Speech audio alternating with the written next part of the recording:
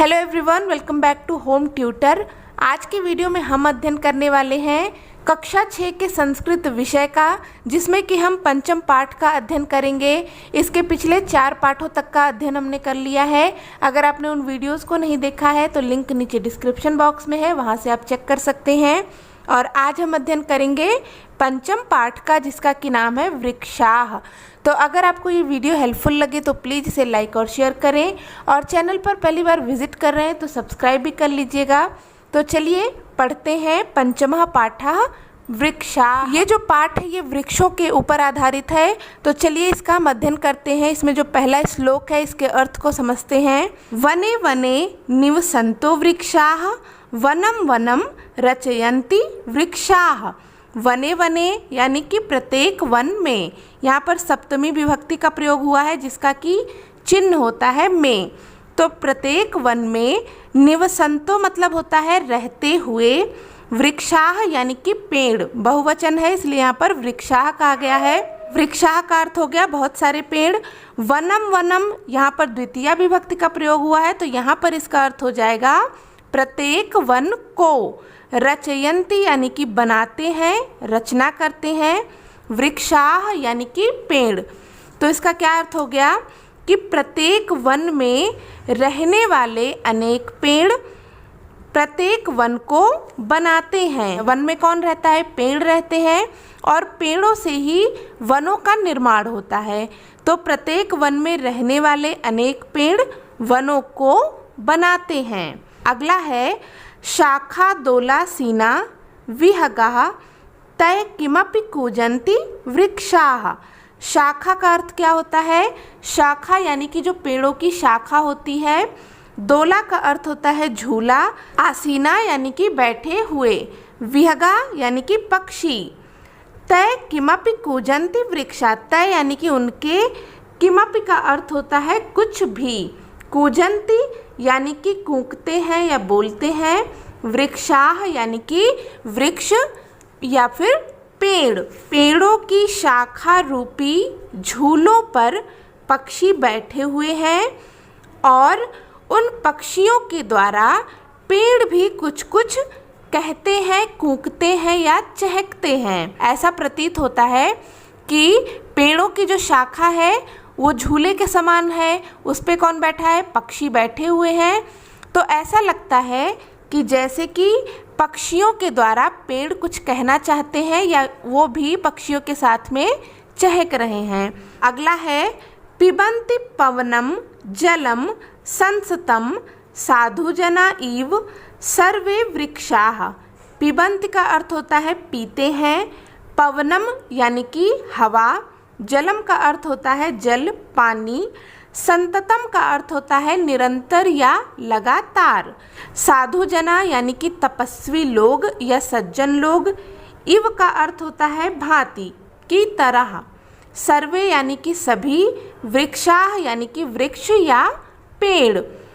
तो यहाँ पर क्या कह रहे हैं कि जो पेड़ हैं वो कैसे हैं? पेड़ जो है वो तपस्वी लोगों की तरह है। जो तपस्वी जन होते हैं ना, साधु जन होते हैं, वृक्ष भी उन्हीं के समान है। सर्वे वृक्षा, सभी वृक्ष। साधु जना इव, सभी वृक्ष कैसे हैं? साधु जनों के समान है या फिर तपस्वी लोगों के समान है।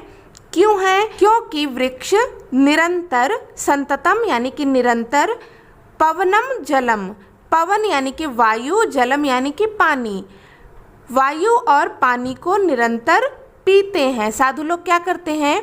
साधु लोग, जो तपस्वी लोग होते हैं, वो भी निरंतर सिर्फ हवा और पानी पर अपना जीवन व्यतीत करते हैं।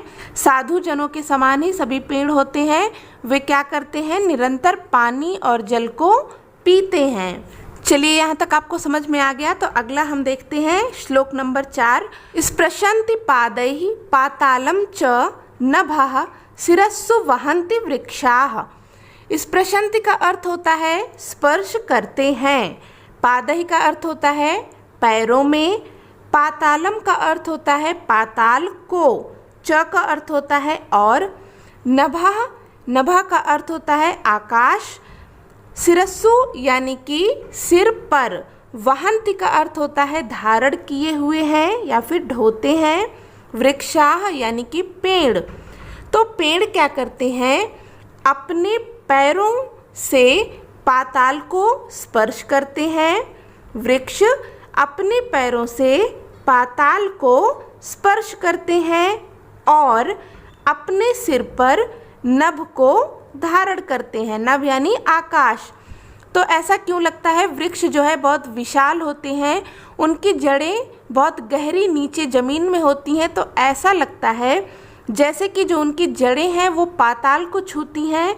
और जब हम ऊपर देखते हैं वृक्षों की ऊंचाई इतनी होती है तो ऐसा प्रतीत होता है जैसे वृक्षों ने आकाश को अपने सिर पर धारण किया हुआ है।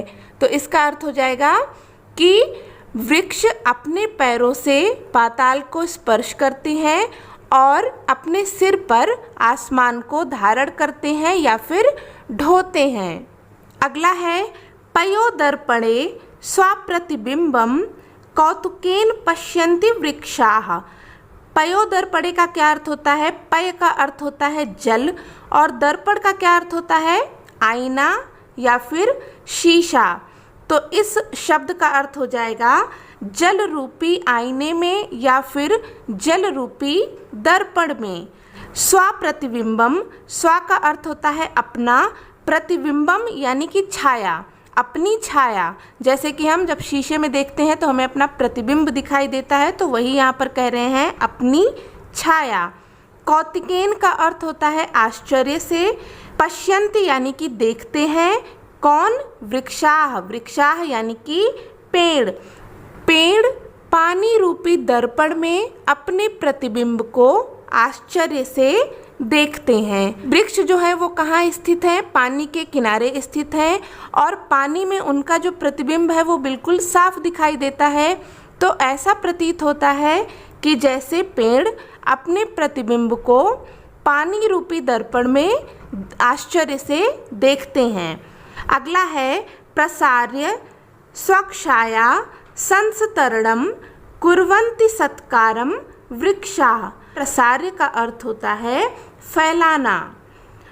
स्वक्षाया यानी स्व का अर्थ होता है अपनी, छाया यानी कि छाया।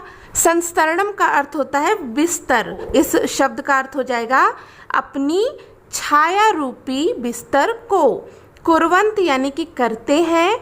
सत्कार यानी कि सम्मान, आदर सत्कार। वृक्षाः यानी कि पेड़। तो पेड़ क्या करते हैं, अपने छाया रूपी बिस्तर को फैलाकर लोगों का सत्कार करते हैं। पेड़ अपनी छाया रूपी बिस्तर को फैलाकर सभी का आदर सत्कार करते हैं। तो ये था इस पाठ का अंतिम श्लोक। आई होप कि आपको ये सारे श्लोक अच्छे से समझ में आ गए होंगे। अगर आपको कोई डाउट हो तो आप कमेंट करके पूछ सकते हैं और इस पाठ का जो अभ्यास कार्य है ये हम अगले वीडियो में करेंगे। तो चलिए मिलते हैं नेक्स्ट वीडियो में न्यू टॉपिक के साथ। तब तक के लिए take care and bye bye.